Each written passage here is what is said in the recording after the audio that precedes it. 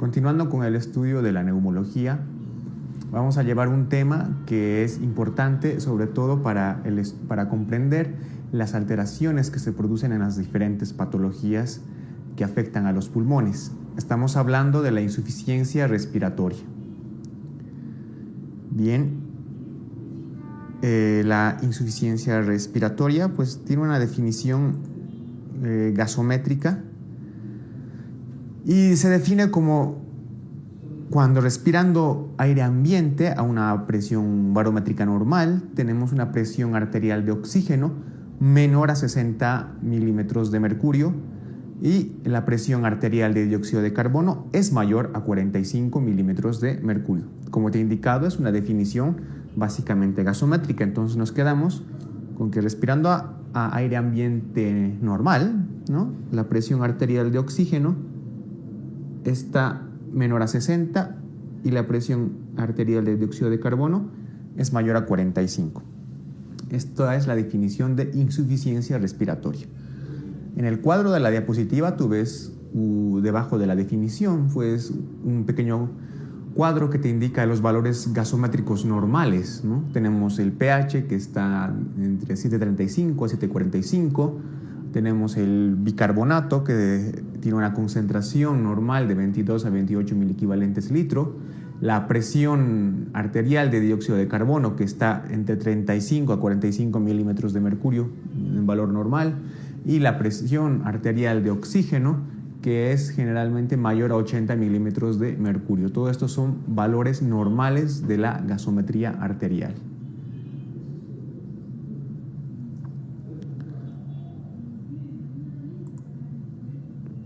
Bien, una vez que hemos definido qué es la insuficiencia respiratoria, vamos a clasificarla, ¿no? Se puede clasificar de diferentes formas. La primera es de acuerdo a si se acompaña de una hipercapnia o no.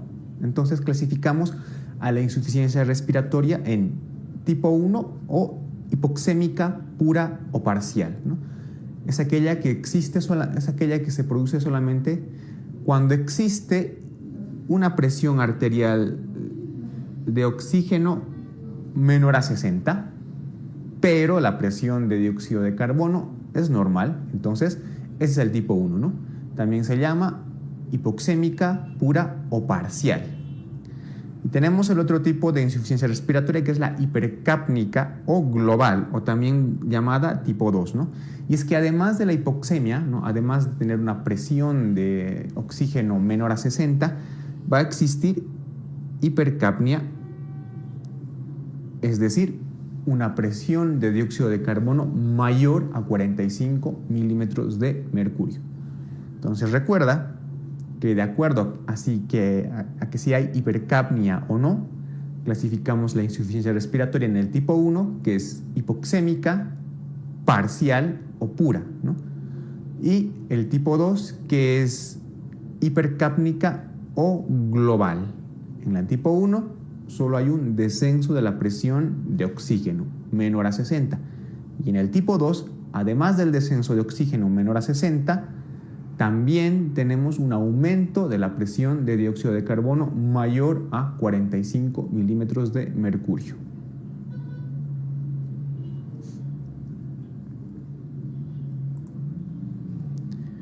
Bien, de acuerdo al tiempo de instauración, ¿no?, o a la duración de esta insuficiencia, vamos a clasificarla en dos tipos: la insuficiencia respiratoria aguda y la insuficiencia respiratoria grave. La insuficiencia respiratoria aguda aparece de forma rápida, es decir, minutos, horas, ¿no?, y se caracteriza por una alteración rápida en la oxigenación y en el equilibrio ácido-base. En cambio, la insuficiencia respiratoria crónica se instaura de manera más lenta y progresiva. Habitualmente se activan otros mecanismos compensatorios para corregir las alteraciones ácido-base.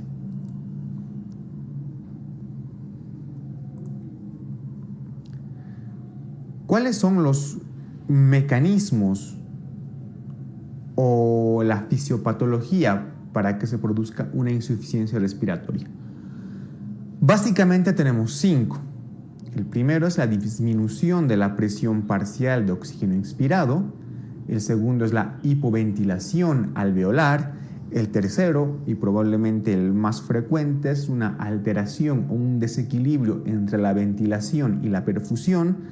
El cuarto es un efecto shunt o un cortocircuito. Y el 5 es una alteración de la difusión.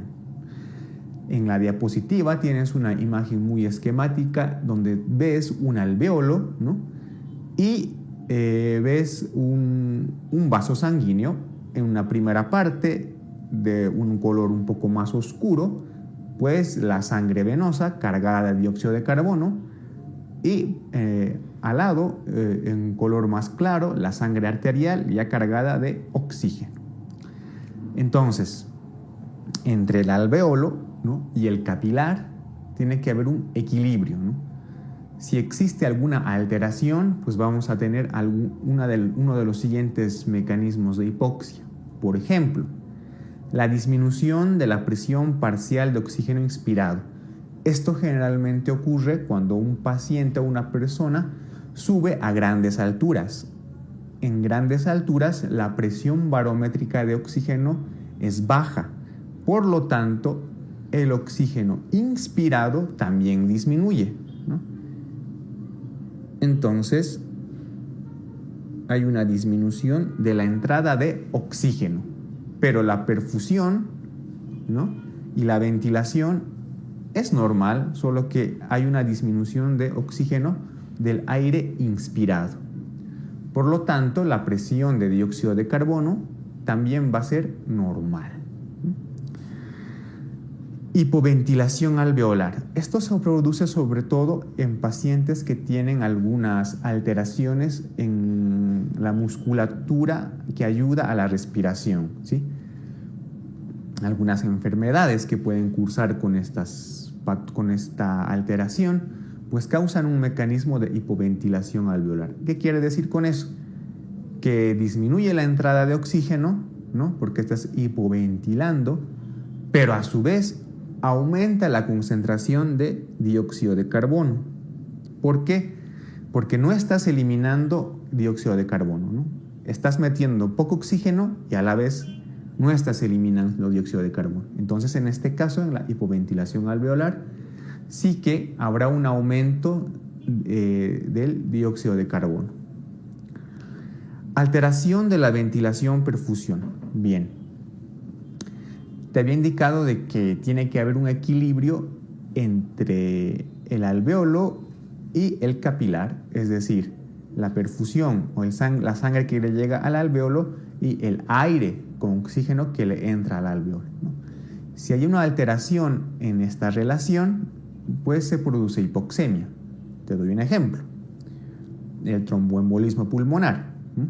En el tromboembolismo pulmonar, pues hay un trombo que obstruye la circulación. Entonces, ese alveolo no le llega sangre, está mal perfundido, ¿no? Le entra una buena cantidad de aire con oxígeno al alveolo, pero no le llega sangre. Entonces hay una buena ventilación, pero una mala perfusión, ¿no? Es un ejemplo de una alteración o desequilibrio de la ventilación-perfusión. Otro ejemplo, enfermedades que hemos visto, como por ejemplo la bronquitis crónica, ¿no?, donde hay una gran cantidad de moco, ¿no?, en las vías respiratorias como los bronquios, pues ese alveolo pues, no está muy bien ventilado, ¿no?, pero la sangre pero sí está bien perfundido, ¿no? Entonces, en este caso, el alveolo sí está bien perfundido, ¿no? Le llega sangre, pero no está bien ventilado. Entonces también hay un desequilibrio en la ventilación-perfusión, ¿no? Este mecanismo es el más frecuente para el desarrollo de una hipoxia. El cortocircuito o shunt, bien, este mecanismo pues nos indica de que hay un paso de la sangre venosa, ¿no?, con dióxido de carbono a la sangre arterial y que por distintos mecanismos, ¿no?, la misma cantidad de gases de oxígeno y dióxido de carbono de la sangre venosa, pues es la misma que llega a la sangre arterial. Es decir, no hay un buen intercambio entre el dióxido de carbono y el oxígeno.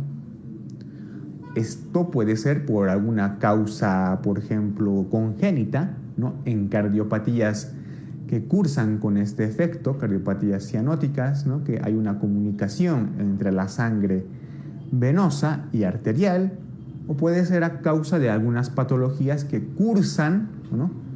Con algunas alteraciones de los alvéolos, como por ejemplo la neumonía, por ejemplo la hemorragia alveolar. Porque ¿qué es lo que ocurre en estas circunstancias? Tenemos un alvéolo, tenemos nuestro vaso sanguíneo, el oxígeno entra de forma normal a nuestro alvéolo, pero nuestro alvéolo, al estar lleno de líquido, ¿no?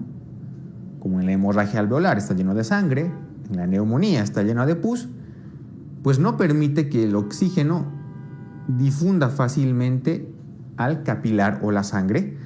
Por lo tanto, la sangre que llega desde las venas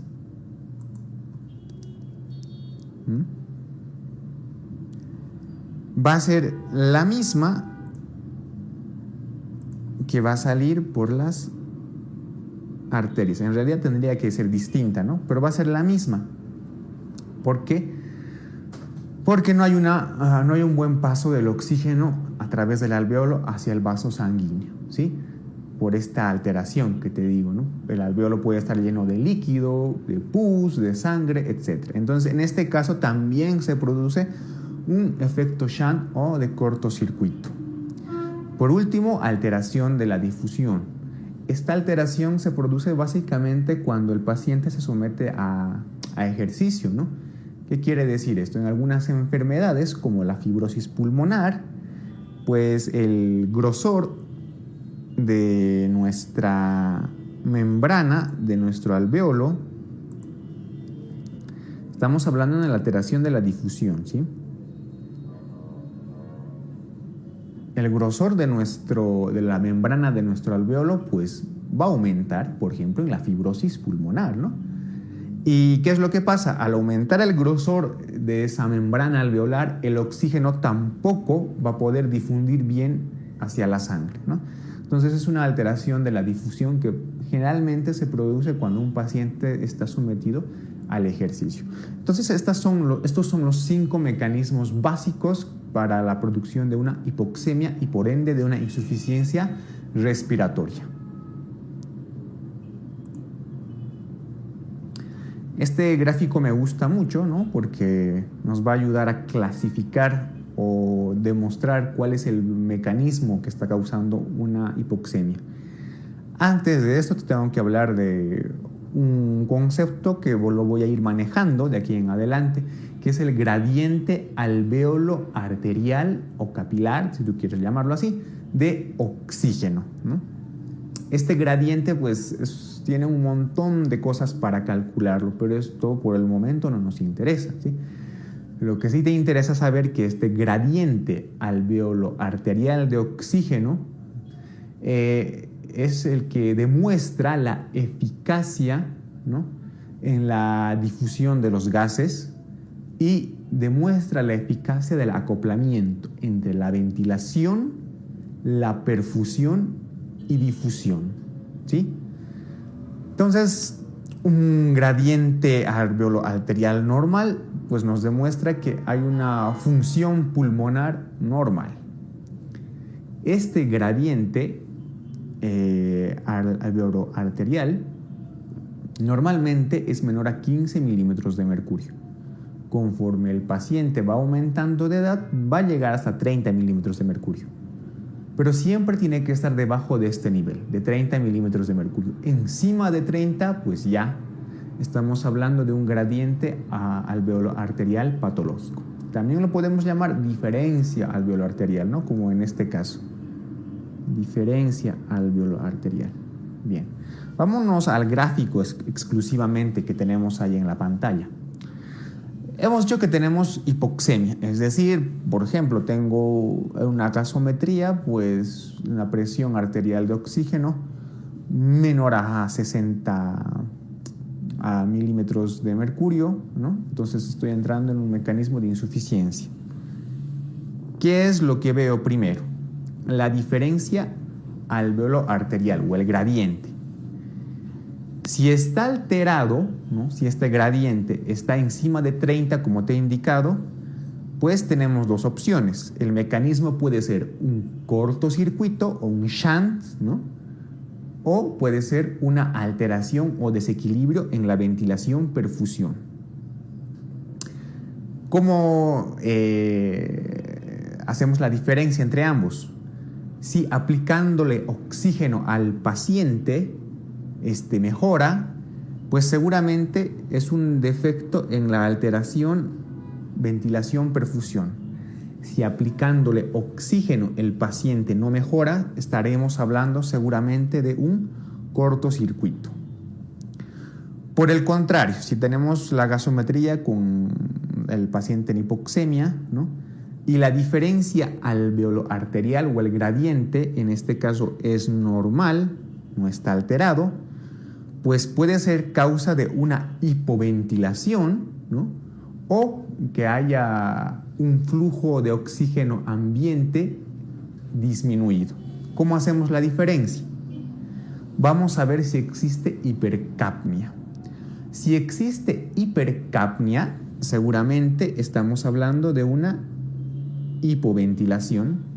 Si en cambio no existe hipercapnia, el mecanismo seguramente que está causando esa hipoxemia es una disminución del flujo de aire inspirado de oxígeno. Entonces quédate con este cuadro, ¿no? Hipoxemia. Vemos cómo está el gradiente alveolo arterial. Si está normal, puede ser una hipoventilación o una disminución del flujo de oxígeno. ¿Cómo lo diferenciamos? Por hipercapnia. Si hay hipercapnia, seguramente es una hipoventilación. Si no hay hipercapnia, seguramente es una disminución del flujo inspiratorio de aire. Al contrario, si el gradiente alveolo arterial está aumentado, es decir, encima de 30 milímetros de mercurio, el mecanismo puede ser o un cortocircuito o una alteración de la ventilación-perfusión. ¿Cómo lo diferenciamos? Si la hipoxemia se corrige administrándole oxígeno, seguramente es un desequilibrio o una alteración en la ventilación-perfusión. Pero si la hipoxemia no se corrige, entonces seguramente es un mecanismo shunt o de cortocircuito.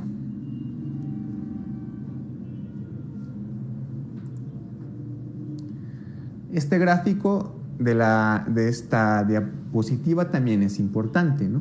Y vamos a hacer una valoración general de algunos parámetros para clasificar alguno de los 5 mecanismos de hipoxemia que ya hemos hablado.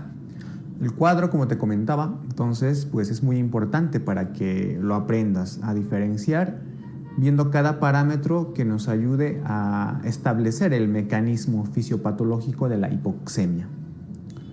Por ejemplo, en la disminución de la presión de oxígeno del aire inspirado, como hemos repasado más antes, el gradiente alveolo arterial de oxígeno pues estará normal.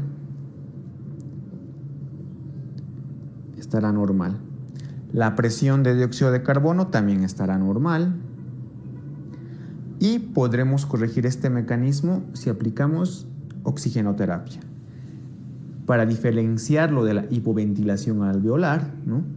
Decimos que el gradiente de dióxido de oxígeno, gradiente alveolar arterial de oxígeno es normal.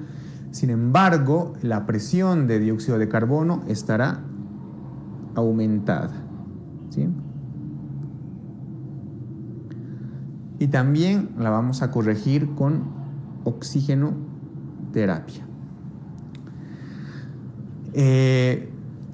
Los otros mecanismos que vamos a ver pues tienen una característica que es que hay un aumento en en el gradiente alveolo arterial de oxígeno.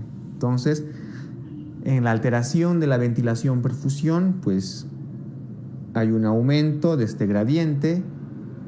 El dióxido de carbono estará normal y se puede corregir con oxigenoterapia. En el efecto shunt, el gradiente alveolo arterial también está aumentado. El dióxido de carbono puede estar normal o aumentado. Esto pues la verdad no nos interesa mucho, pero sí que nos interesa saber que en este mecanismo no se corrige con oxigenoterapia, ¿sí?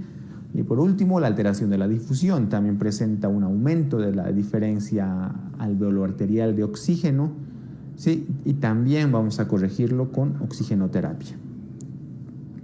Bien, entonces ya te he dado distintas formas, ¿no?, para establecer el mecanismo que está causando la hipoxemia. Por lo tanto, nos vamos a ir ahora a ver los mecanismos fisiológicos para estas correcciones, ¿no? Entonces, los mecanismos fisiológicos para la corrección de la hipoxemia pues son a corto plazo o inmediatos y a mediano plazo. Los inmediatos o a corto plazo pues son los siguientes, ¿no? Si hay una hipoxemia, se va a producir una vasodilatación local. Sin embargo, a nivel pulmonar se va a producir lo contrario, se va a producir una vasoconstricción pulmonar, ¿no? El paciente va a presentar taquipnea y también va a presentar taquicardia. Existe vasodilatación local porque el organismo, en un intento por oxigenar bien a los tejidos, va a hacer que llegue más sangre a estos. A nivel de los pulmones existe una vasoconstricción pulmonar, porque al no haber suficiente oxígeno para perfundir la sangre, los pulmones no van a permitir que mucha sangre no oxigenada escape a la circulación general. Los mecanismos para la corrección de la hipoxemia a mediano plazo son básicamente dos, ¿no? Uno es el renal, ¿no? Existe un aumento en la eliminación renal de bicarbonato, y el otro es a nivel de la sangre, ¿no? Aumenta los niveles de eritropoyetina y por lo tanto hay un aumento de la eritropoyesis y por lo tanto un aumento de los glóbulos rojos, ¿no?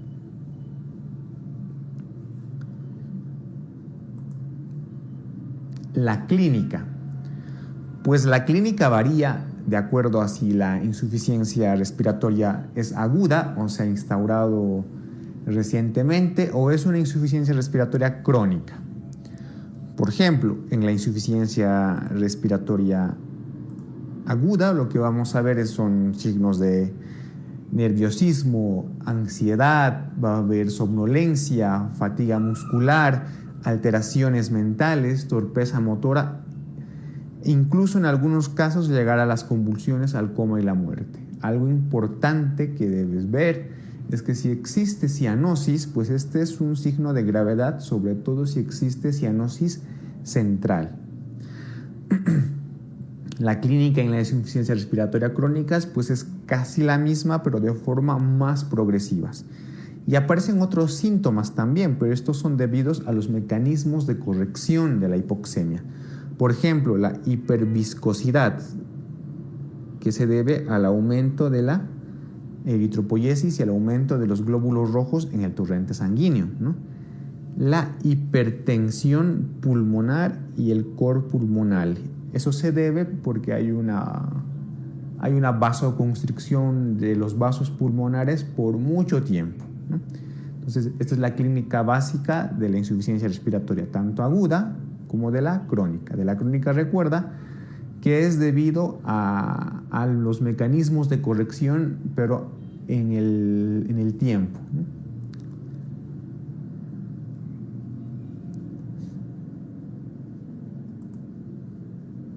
Bien, ¿cuál es el tratamiento?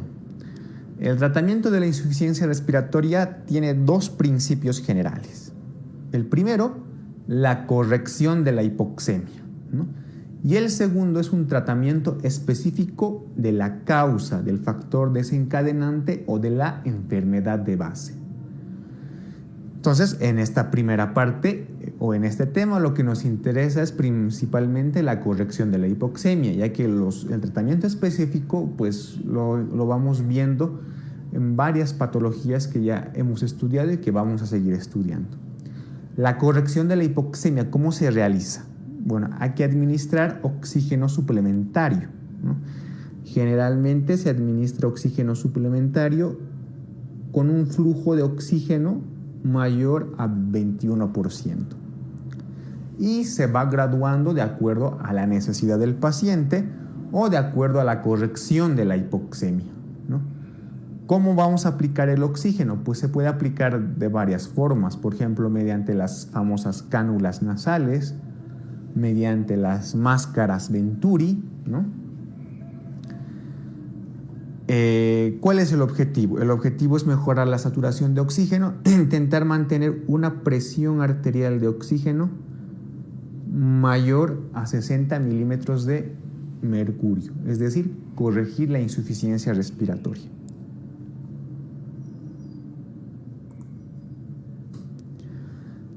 Si pese al intento de corregir la hipoxemia mediante la administración de oxígeno a flujos altos, ¿no?, vamos a ver la necesidad de aplicar ventilación mecánica invasiva, la cual está indicada en las dos siguientes situaciones.